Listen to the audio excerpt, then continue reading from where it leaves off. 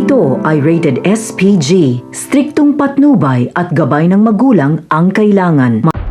Isang mapagpalang araw mga kapamilya. Dumating na sa presinto ang mga taga-internal affairs upang kausapin si Rigor tungkol sa isinampang kaso ni Tinding. At naroon din si Pacheco upang mag-observe. Pilit pa ring itinatanggi ni Rigor na gawa-gawa lang umano ni Tinding ang akusasyon.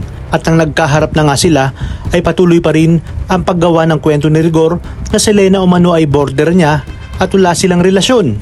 Giniit pa niya na kahit ang kinakapatid ni Suarez na si Roda ay border din sa kanila. Kahit anong piga ay hindi talaga umaamin si Rigor, kaya binalaan siya ni Suarez na sa oras na mapatunayan na totoo ang paratang ni Tinding, malamang sa malamang na matatanggal ito sa serbisyo at pwedeng makulong. Sa pagbalik ni Rigor ay sinabi ni Mando na kapag nabuko si Rigor ay sigurado matatanggal na ito sa serbisyo. Dagdag pa niya na matagal nang inalagaan ni Rigor ang kanyang reputasyon at dito lang pala ito masisira. May kutob naman si Rigor, napakana ito ni Suarez para mapasunod siya sa mga gusto nito.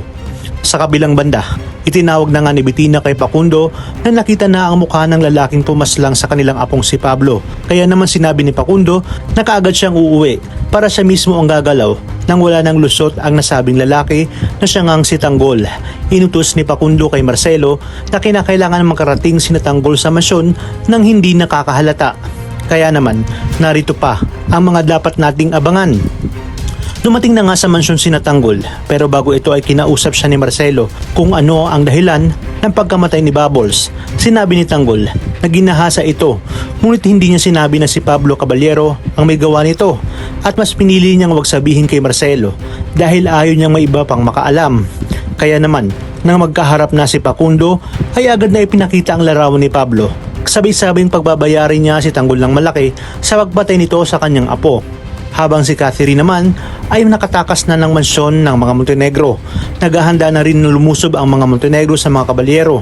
Labis-labis nga ang mangyayaring pagpapahirap ni Facundo kay Tanggol.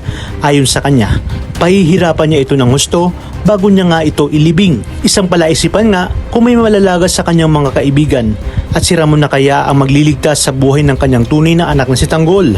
Yan ang ating paka-aabangan sa mga susunod na episode.